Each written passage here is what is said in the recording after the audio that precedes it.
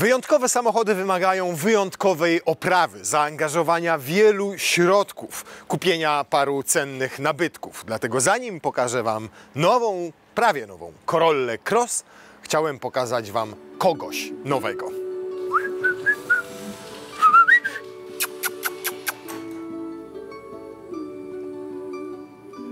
A dzień dobry. A co to za taka kochana, piękna kuleczka idzie? A co ja prysznic brałam? Poznajcie siostrę Urusa, przybraną, bo nie będzie tutaj z nami mieszkała, ale jeden z członków ekipy dostał taki oto prezent. Miura się nazywa, też jak Lamborghini, nieprzypadkowo, bo jest nawet z tej samej hodowli. Pokaż, jaka piękna jesteś, pokaż tą mordkę. No. I nie przyzwyczajajcie się, bo Urus nadal jest gwiazdą tego programu, a to jest dzisiejsza gwiazda.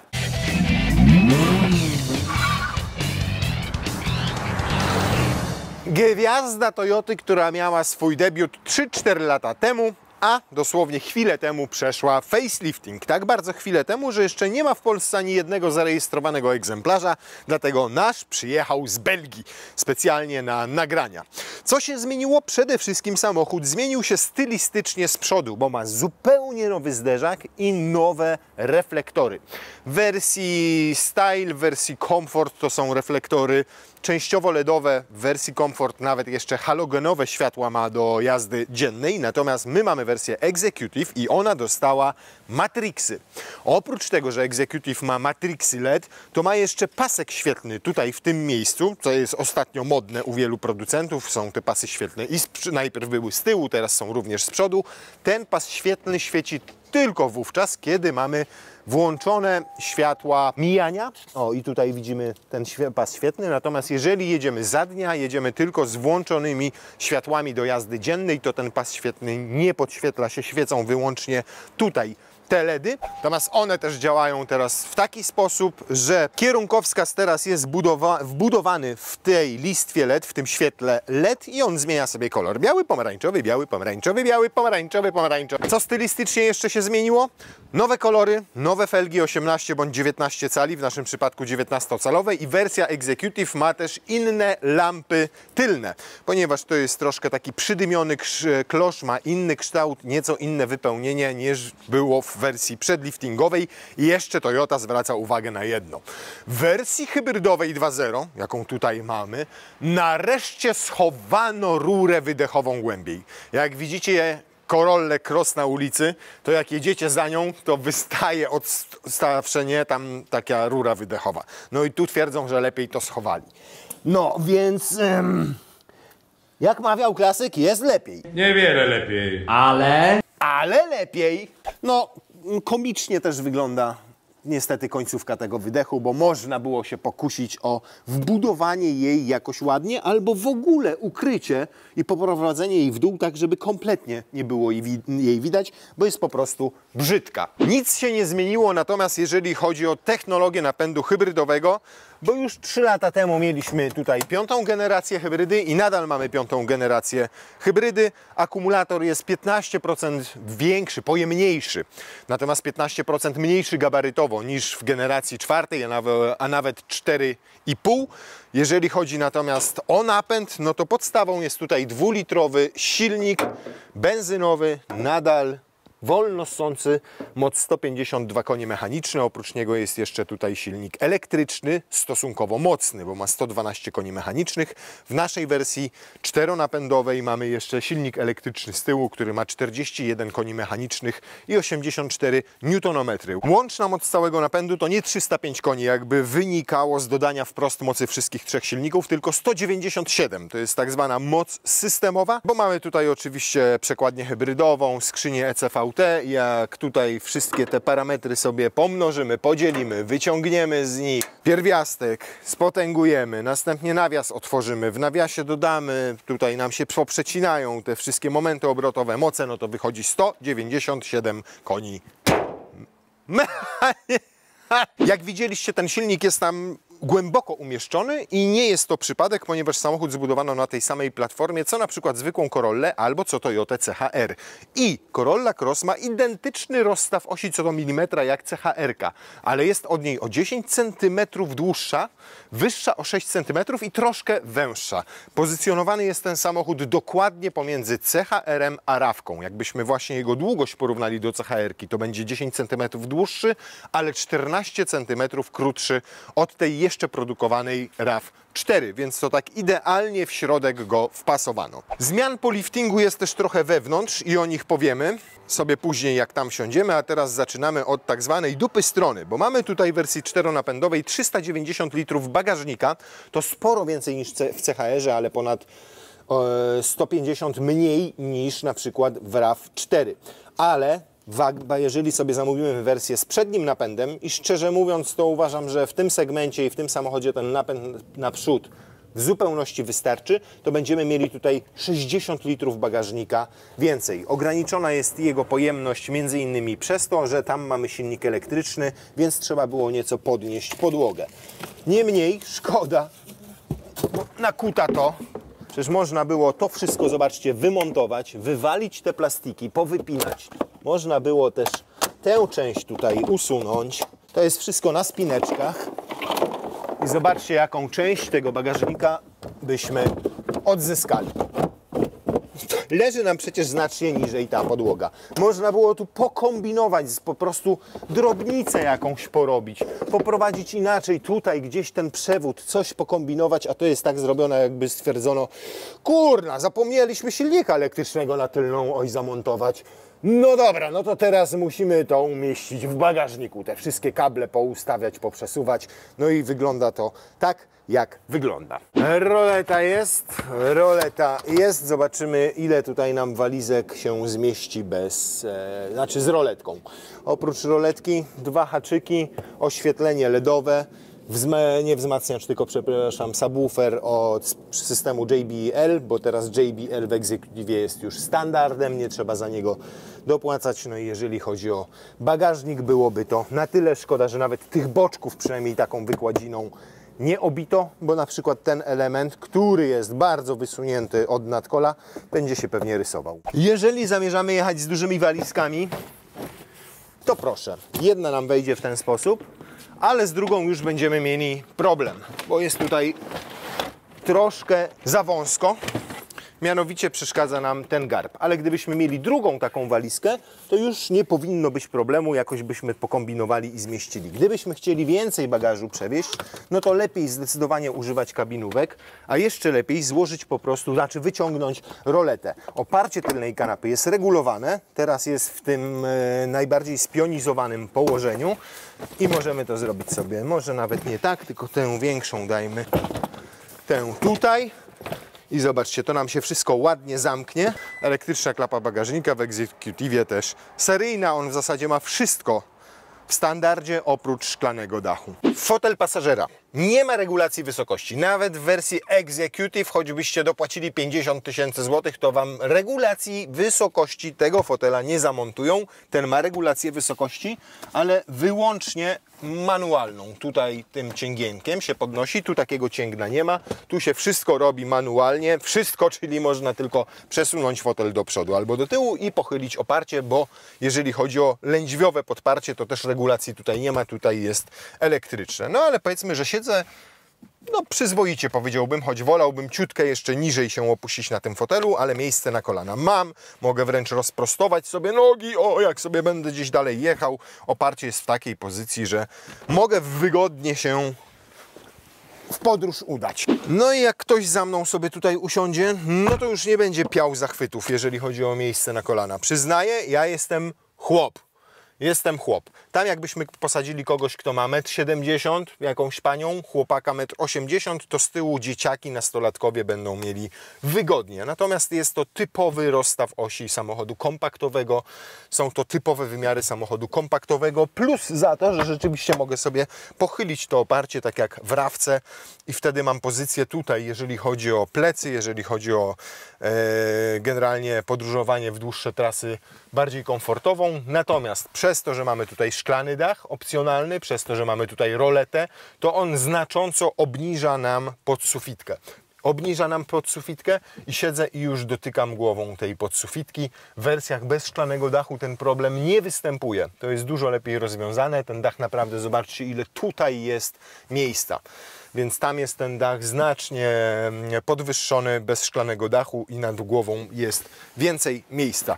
Jedna jest tylko kieszeń w fotelu pasażera, tutaj z tyłu. Są nawiewy, nie ma trzeciej strefy klimatyzacji, jest to zbędne, można te nawiewy sobie zamknąć. Dobrze, że są. Są dwa gniazda USB-C.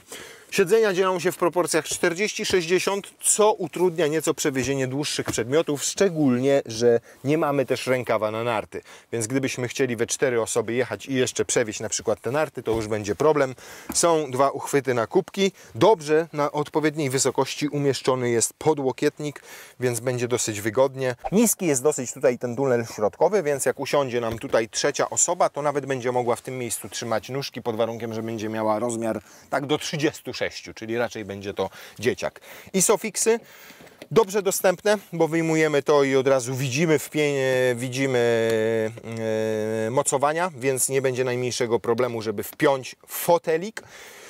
No dziwnie wygląda w tej wersji Executive ta tapicerka, która jest tapicerką skórzaną, gdzie zmieszano skórę prawdziwą ze skórą syntetyczną i jeszcze wstawiono takie materiałowe elementy. Do tych materiałowych elementów mam zastrzeżenia, bo ten materiałowy element jest zrobiony z takiego materiału, jaki funkcjonował w Fiatach 125P na fotelach 30 lat temu.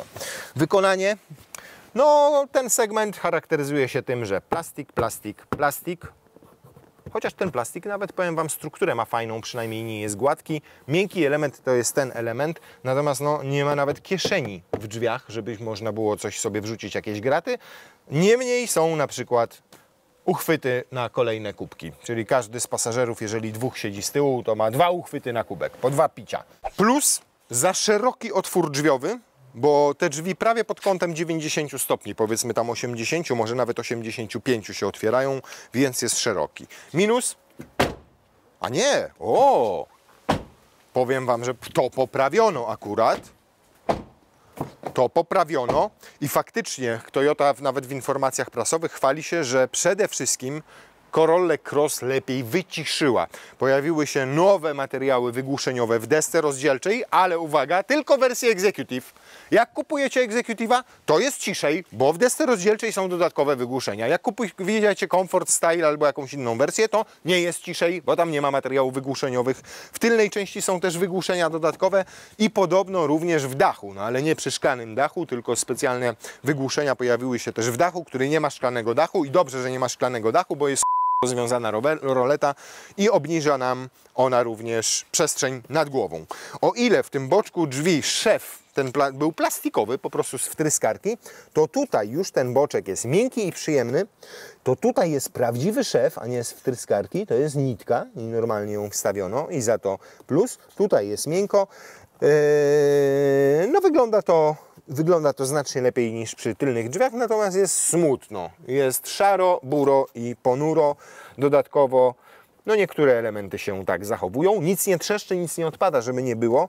Natomiast faktycznie nie są jakoś specjalnie dobrze przymocowane do reszty. Lifting nieznacznie zmienił też wnętrze. Ale w tym wnętrzu w zasadzie tylko konsolę środkową, bo pojawiła się nowa konsola środkowa. To jest tak naprawdę ten element nałożony na starą konsolę środkową, tak można by powiedzieć. I no ładnie ona wygląda, to prawda, tu jest gniazdo USB-C, pojawiło nam się dodatkowe gniazdo na telefon, tutaj mamy ładowarkę indukcyjną, tutaj ładowarki nie ma, ale indukcyjna jest już nawet w najtańszych wersjach. Ten panel fajnie wygląda, jest nowy wybierak skrzyni biegów, natomiast no zobaczcie. To postawiono i zostawiono tak przyciski do włączania, ogrzewania foteli. No tak jakby nie można już było, skoro robili nową konsolę, to ładnie ich wkomponować tutaj i zrobić ich w takim nowoczesnym stylu, tylko wyglądają jak z Corolli, ale z 88 roku. Pojawił się też przesuwany podłokietnik, bez zmian, natomiast są 2 ekrany, cyfrowe zegary o przekątnej ponad 12 cali i ten centralny z nowymi multimediami, który ma ponad 10 cali, multimedia. Takie same jak w poprzedniku, czyli w wersji przed liftingiem i to akurat działa bardzo sprawnie, bardzo szybko Te nowsze multimedia Toyoty są już intuicyjne w obsłudze, może nie są zbyt wyrafinowane, jeżeli chodzi o grafikę, nie są kolorowe, tak jak w wielu nowych współczesnych samochodach, ale przynajmniej jest to wszystko bardzo czytelne, ładnie opisane, proste bardzo w dostępie, w zrozumieniu, o co chodzi. Zegary te cyfrowe tutaj też można sobie konfigurować, można zmienić sobie ich ustawienia zależnie od tego, czego potrzebujemy. Na wyświetlaczach mogą pokazywać i wskazania tempomatów, i systemów bezpieczeństwa, i zużycie paliwa, i to, jak działa nam układ hybrydowy, więc do wyboru, do koloru, natomiast tak jak mówię, wszystko stonowane. I tak jak tutaj mamy stonowaną tapicerkę, mówiąc dyplomatycznie, tak jak tu mamy wszystko szaroburę, to też tutaj na tym ekranie to wszystko również jest takie poukładane, bardzo japońskie, bardzo ascetyczne. Materiały, no tutaj na górze plastik, ta część konsoli jest miękka, za to plus, ale na przykład ta tutaj już jest twarda i nie rozumiem też takich oszczędności, bo naprawdę tutaj znowu mamy, a nie, przepraszam bardzo, o ile nitka tutaj w tych drzwiach jest prawdziwa, to ta nitka już też jest z wtryskarki. To jest miękkie, ale tu jest jeszcze inna nitka i siedzicie takie, widzicie, że to ma inny kolor, inną fakturę, trochę inną nitkę i tutaj ten element, który stylistycznie nawiązuje do tego, jest niemal identyczny, jest już zrobiony z plastiku. Przeszkadza mi też tutaj w konsoli środkowej, jak trzymam rąkę w tym miejscu, to tutaj jest po prostu rand. Może nie jest on zbyt mocny, zbyt ostry, ale jest twardy i odczuwalny, jak trzymam w tym miejscu kolano. Więc przy długich nogach to musicie wziąć pod uwagę to, że będziecie opierali cały czas tutaj nogę. Plus za to, że mamy bardzo dużo jeszcze fizycznych przycisków odpowiadających za włączanie trybów jazdy, za włączanie kamery, za wymuszanie trybu elektrycznego samochodu. Executive ma kamery 360 stopni, więc już pokazuje nam auto takim rzutem z góry. Możemy to sobie wszystko przełączać. Kilka mamy różnych widoków. No i oprócz tego oczywiście panel klimatyzacji, który również jest już fizyczny. I fajnie, bo łatwo się go obsługuje. Dodatkowo ma technologię NanoX, czyli oczyszcza powietrze, które wpada nam tutaj do środka. No i ten przesuwany podłokietnik też zrobił swoje. Pod nim jest niewielki schowek. Tutaj mamy gniazdo zapalniczki. No i troszkę mało tych gniazd, szczerze mówiąc. Z tyłu są dwa. Tutaj jest tylko jedno USB-C. Nie ma więcej gniazd USB do ładowania. Tam może coś jest? Nie, nie ma tam też, więc pozostaje nam jeden telefon ładować indukcyjnie, a drugi telefon pasażer może sobie ładować z gniazda USB-C. Ewentualnie podpiąć pod gniazdo zapalniczki sobie ładowarkę. We wszystkich hybrydach piątej generacji, tych opartych na 2-litrowym silniku spalinowym, czuć, że elektryka ma znacznie więcej tutaj do powiedzenia niż we wcześniejszych hybrydach. I tak jak tutaj startujemy, to w zasadzie nawet dynamiczny start do 25-30 na godzinę oznacza, że jedziemy prawie wyłącznie na silniku elektrycznym. Dopiero potem włącza się spalinowy i tylko to słychać, że on się włączył, nie czuć tego w ogóle. Te układy są już tak dopracowane, że żadnych wrażeń z przełączania się między napędem elektrycznym a spalinowym nie dostarczają. Jest to wszystko bardzo płynne. Zawias. Z przodu kolumna MacPhersona, z tyłu dwuwahaczowe. Ten samochód po prostu dobrze wybiera nierówności. Nie jest za twardy, nie jest za miękki. Zdecydowanie dobrze sobie z tym radzi. I muszę też powiedzieć, że to zawieszenie, tak jakby w tej wersji poliftingowej, jest bardziej ciche niż we wcześniejszej. Tak jakby od spodu ono też zostało dodatkowo wygłuszone. Bo powiem Wam, że tutaj przy tej prędkości i fajnie wybiera i naprawdę się zachowuje bardzo, bardzo przyzwoicie. Zaskakująco wręcz. Fajne jest też to, że układ kierowniczy nie jest przewspomagany. To znaczy, że ta kierownica działa z takim lekkim oporem. Nie jest to oczywiście ultra precyzyjne urządzenie do pokonywania zakrętów w iście sportowym stylu, natomiast po prostu poprawnie reaguje na komendy wydawane kierownicą i jest bardzo dobrze, bardzo kompatybilny z tym zawieszeniem.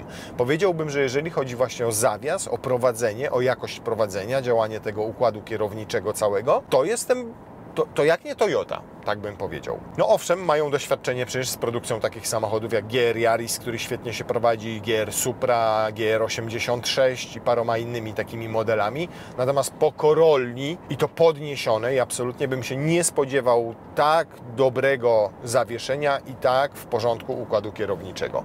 Więc to na plus.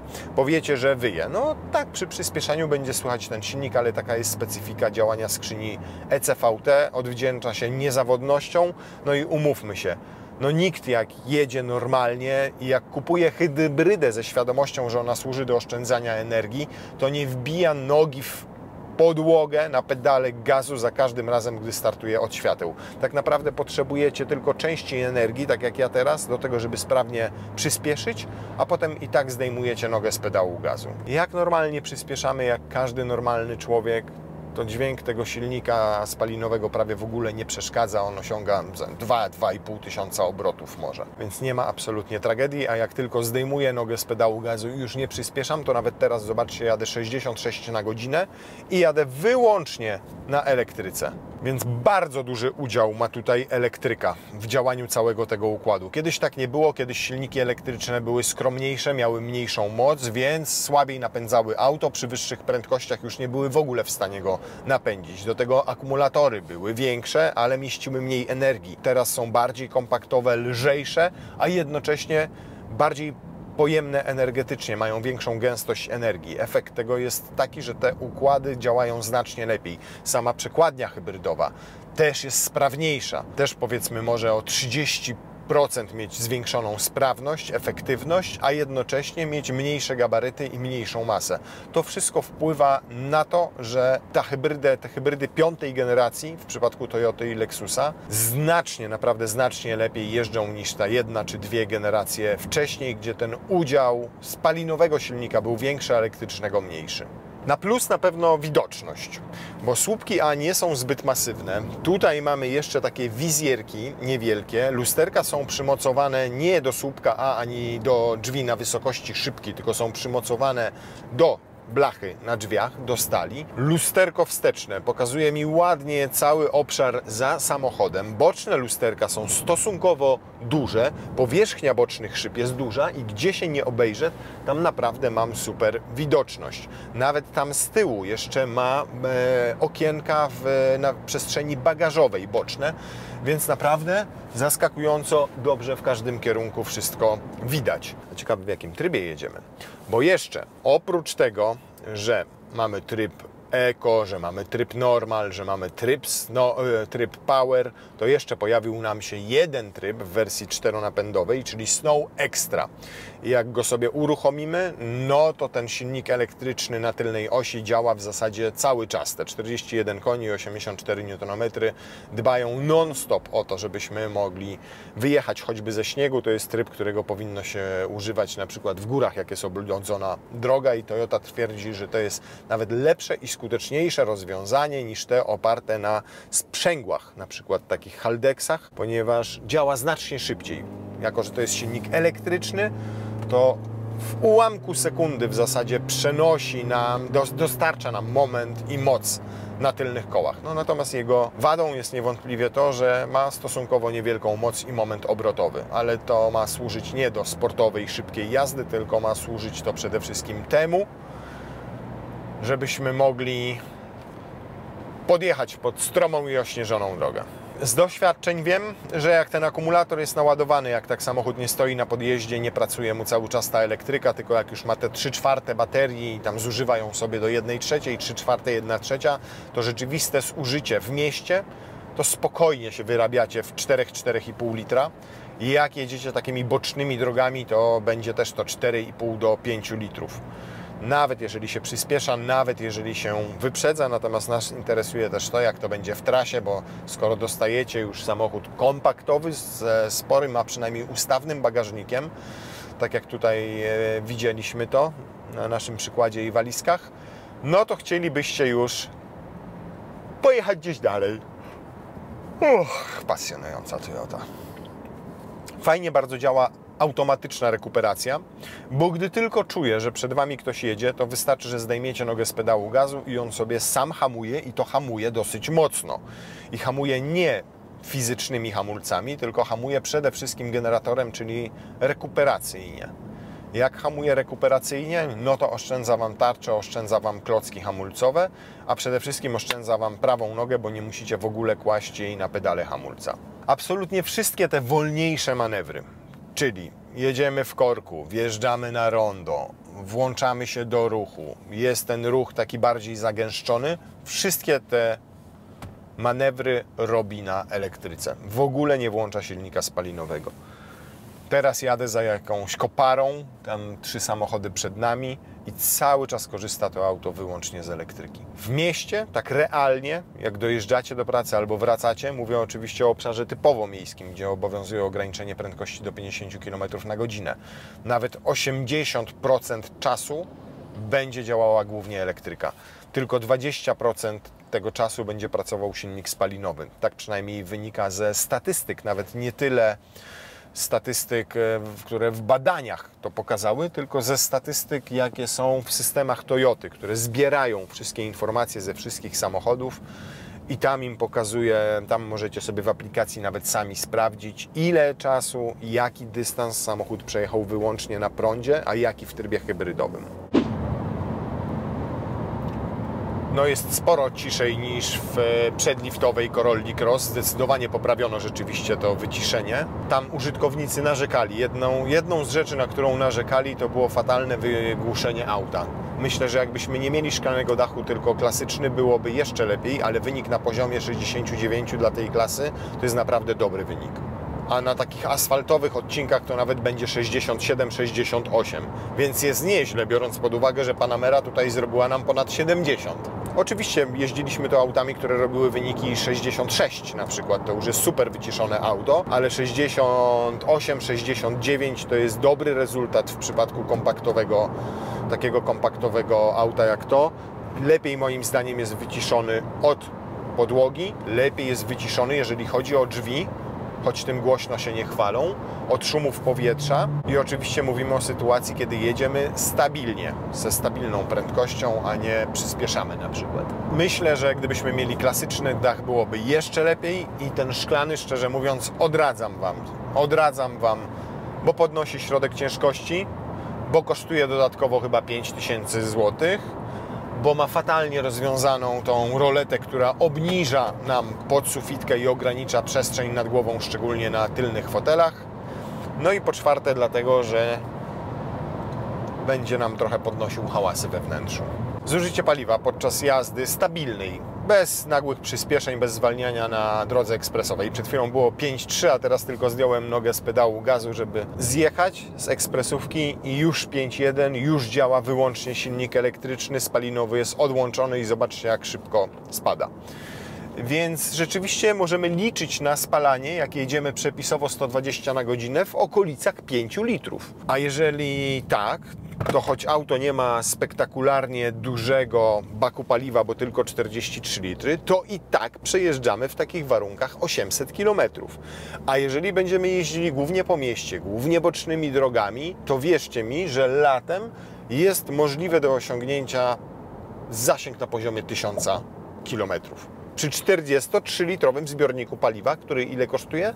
No policzmy po 6 zł. 4 razy 6, nie, powiedzmy 250 zł i przejeżdżamy 1000 km za 250 zł. To wychodzi nas po 25 zł za 100 km.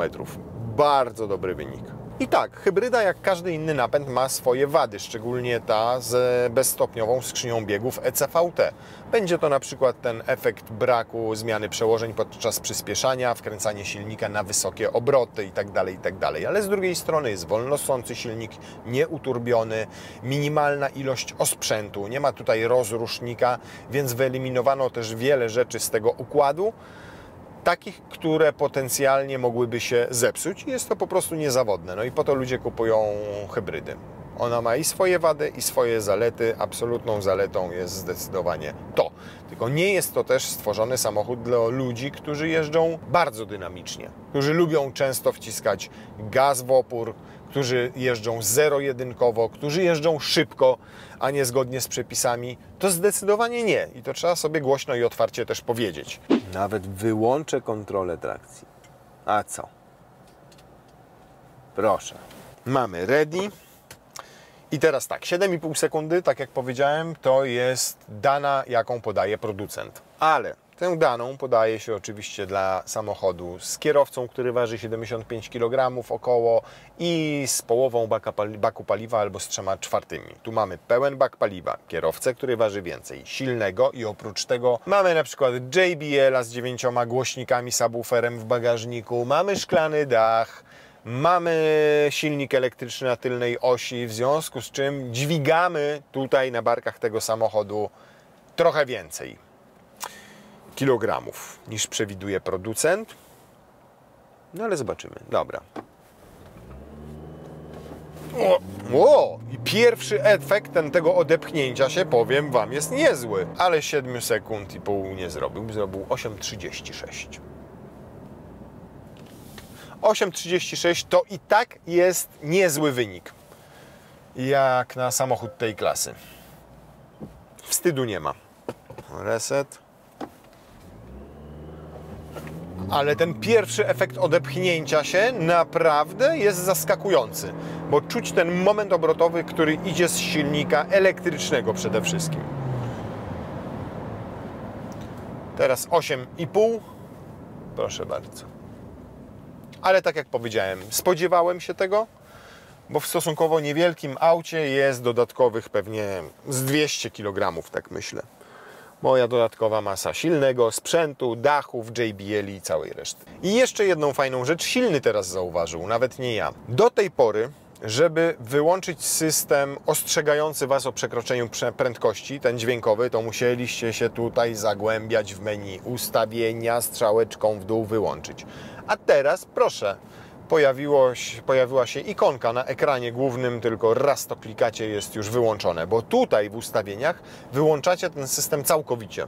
On Wam nie wyświetla nawet ograniczenia prędkości, a tutaj wyłączacie tylko dźwięk, a na zegarach nadal będzie Wam pokazywało, jakie obowiązuje ograniczenie. Generalnie mam wrażenie, że wiele z tych systemów tutaj troszkę zneutralizowano, uspokojono je. Bo poprzednimi Toyotami, jak jeździliśmy, to wręcz irytujące było działanie niektórych z nich, choćby tego odpowiedzialnego za koncentrację kierowcy. No wystarczyło, że odwróciłem na chwilę głowę z boku i już było przerwa, kurwa, zjeżdżasz, nie patrzysz na drogę, i co chwilę było Poprawiono wyciszenie w tym aucie. Poprawiono wygląd.